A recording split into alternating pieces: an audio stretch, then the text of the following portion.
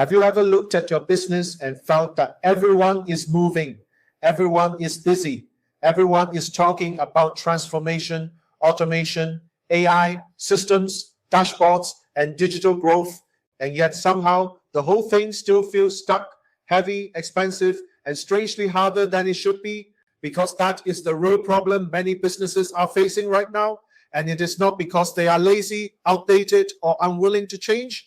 It is because they are trying to add more technology into systems that were already cluttered, already misaligned, already full of blocked flow, confused ownership, weak process design, and too many people doing too many things that do not connect properly.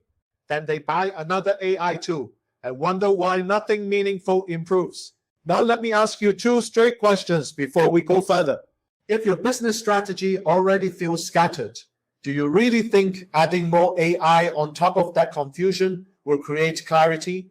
Or will it simply make your confusion more expensive? And if growth in your company feels blocked right now, is the real issue that you lack tools? Or is it that the energy of the business, the way information moves, decisions move, people move, and value moves is not flowing properly in the first place? Stay with me until the end of this video for 3 reasons. Because first, I'm going to show you why most failed AI strategies are not really technology failures, but flow failures. Second, I'm going to walk you through how Feng Shui gives you a surprisingly powerful way to think about business design and AI adoption. And third, I'm going to show you how to arrange your company so that AI becomes an amplifier of growth instead of another expensive object sitting in a room full of unresolved problems. And before we go deeper, if this kind of conversation helps you think more clearly about strategy, business design, and the future of growth, click like, subscribe to the channel, and share this video with another founder who is starting to realize that more software is not the same thing as more progress. Now let's reset the frame properly. When people hear Feng Shui, they often think furniture, directions, some lucky objects, maybe a water feature in the wrong place, and somebody insisting that the answer to all life's problems is a bamboo plant with excellent marketing. But real Feng Shui is not about decorative superstition. It is about flow, support, placement, and alignment. It asks a very simple but very powerful question. Is your environment arranged in a way that allows life, energy, and opportunity to move well? That is all. If the answer is yes, the space supports you. If the answer is no, the space quietly works against you. Now apply that to business. A company is also an environment. It is not only a legal entity, a set of financial statements, or a collection of people doing tasks. It is an environment through which information flows, decisions flow, money flows, customer attention flows, and operational energy flows. If that environment is arranged well, things move. Insights reach the right people. Problems are spotted early, teams coordinate, customers feel the difference. Growth has somewhere to go, but if that environment is cluttered, blocked, fragmented, and badly arranged, then no matter how much innovation you pour into it, the result is often more noise, more cost, and more frustration. And that is exactly why I find the AI conversation so interesting right now. Because many companies are treating AI like a miracle object, when what they actually need first is better Feng Shui in the way their business is arranged. They do not need another shiny thing. They need cleaner flow. Now, this is where Singapore's national AI strategy becomes such an interesting reference point, because whether people realize it or not, the logic underneath it is actually very close to good Feng Shui. It is not merely saying, let's buy technology. It is saying, let's arrange the conditions for technology to create real value. That is a very different level of thinking. Singapore understands something many businesses still refuse to accept. AI does not create value simply because it exists. It creates value when the environment around it is prepared. You need talent, you need structure, you need data, you need trust, you need clear use cases, you need incentives, you need leadership that does not treat the whole thing like a fashion parade. In other words, you need the room arranged properly before the energy can move. That is why I say your AI strategy has to be Feng Shui, not decorated, arranged. Now let's start with one of the most important ideas in Feng Shui. Because once you understand this, a lot of business frustration suddenly becomes obvious. The commanding position in a home.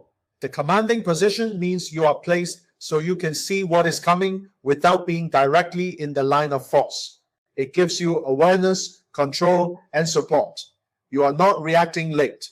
You are not exposed unnecessarily. You are not blind to the room. In business, your AI strategy needs a commanding position too. What does that mean? It means your technology should help leadership see the real door of the business clearly. Not every door. The real one. The critical one. The one that matters most. Customer churn. Supply chain fragility. Margin pressure. Slow lead conversion. Poor cash flow forecasting. Waste in operations. Weak service response. Those are doors. But many companies never get their AI into a commanding position because they do not start with the question, what do we actually need to see more clearly? They start with, what tool should we? That is the wrong starting point because now the business is no longer in command. The vendor is, and once the vendor is leading the thinking, the company usually ends up buying something clever that does not really sit in the right strategic place. Now the team has another dashboard, another subscription, another integration headache, and still no better visibility into what is truly hurting the business. This is why Singapore's approach matters. The signal underneath the national strategy is not random AI enthusiasm, it is directed intent. The country is asking, where does AI matter most strategically? Manufacturing, finance, healthcare. It is identifying doors. It is not saying, let us use AI everywhere because it sounds modern. It is saying, here are the critical flows we want to improve. That is commanding position thinking, and this is what founders need to. Before buying another tool, ask one brutally simple question. What is the one thing in my business I most need to see early, clearly, and consistently? That is where your AI strategy begins. And if this already makes more sense than most AI conversations you've heard lately, click like, subscribe to the channel, and share this video with someone who is about to waste money on more software before fixing where the software actually needs to sit. Now, let's move to the second big idea. And this one is where most businesses are bleeding quietly. Everyone understands physical piles of things, messy surfaces, blocked pathways. The house feels heavy, slow, and irritating, even if nobody says it out loud. But digital clutter is far more dangerous because it is less visible and easier to rationalize. Spreadsheets everywhere, reports nobody trusts, multiple versions of the same data, platforms that do not talk to you, customer information split across too many systems, teams manually re-entering information that should have flowed automatically 3 years ago. That is digital clutter, and digital clutter kills AI because AI without clean flow is like trying to channel water through pipes full of mud.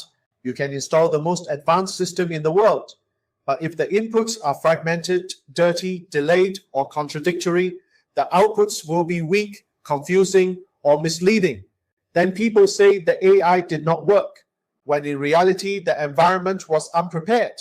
This is why many AI projects disappoint. Not because AI is fake, not because the tools are bad, but because the business itself is cluttered. The data is trapped. The ownership is unclear. The process is messy.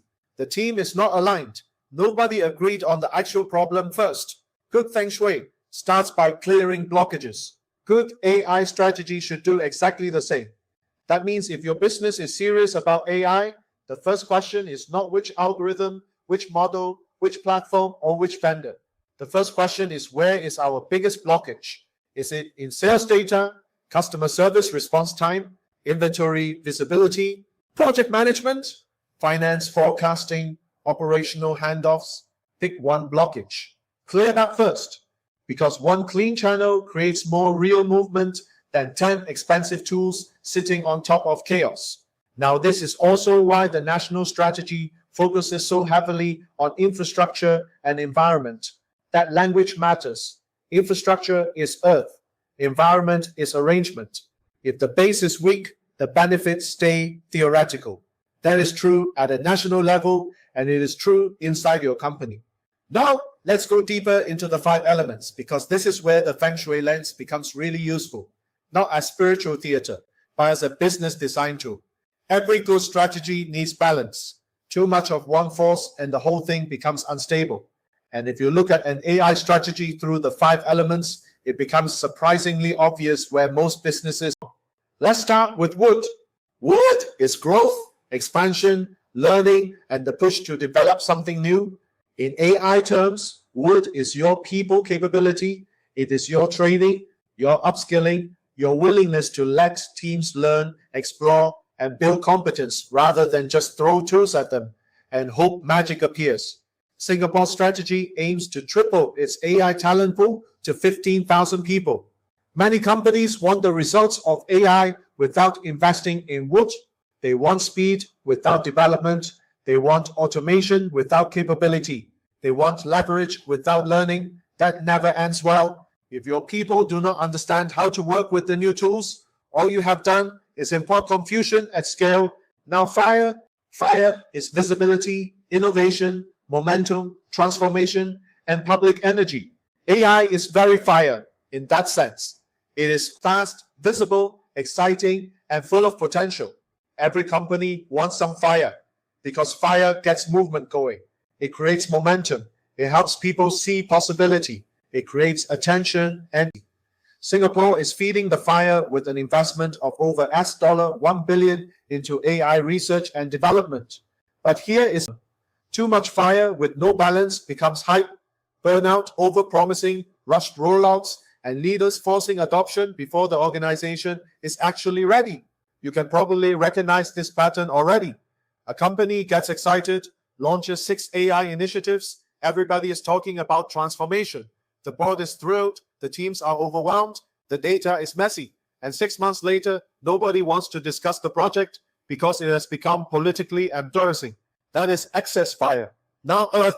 Earth is stability, structure, process, containment, and real implementation. Earth is the part that says, fine, exciting idea, but where does it sit? Who owns it? What is the workflow? What is the budget? What is the operational design? And how do we make it repeatable? Earth is what stops an AI strategy from becoming a motivational speech with invoices attached. Most businesses underestimate Earth because Earth feels slower, less sexy, and more operational. But without Earth, your AI remains a concept. It never becomes part of the real company. Metal is precision, logic, governance, rules, quality control, and trust. This is where AI ethics, data governance, cybersecurity, access control, and decision discipline live. Metal is what gives shape and standards to the system. If fire says, let's move, metal says, let's make sure this is safe, reliable, and precise. Singapore's strategy heavily emphasizes creating a trusted environment to ensure AI is used responsibly. Businesses that ignore metal often create fear in the organization because nobody knows what is acceptable, what is monitored, what is secure, and what happens when the system makes a bad recommendation. Without metal, trust weakens. And then there is water. Water is flow, adaptability, communication, intelligence, and the movement of value through the system. Water is the ultimate result you want from a good AI strategy. You want information to move, insight to move, better decisions to move, customer value to move, revenue to move. If you have wood, fire, earth, and metal in the right proportions, water flows naturally. But if the other elements are out of balance, water stagnates. And stagnation is exactly what many businesses are feeling right now. Busy teams, large data sets, expensive tools, no real movement, no clear flow, no measurable lift. That is what bad Feng Shui looks like in form. Now, if this 5-element view is helping you see your strategy in a different way, click like, subscribe to the channel, and share this video with someone who thinks their AI problem is technical when it may actually be elemental. So what do you actually do here?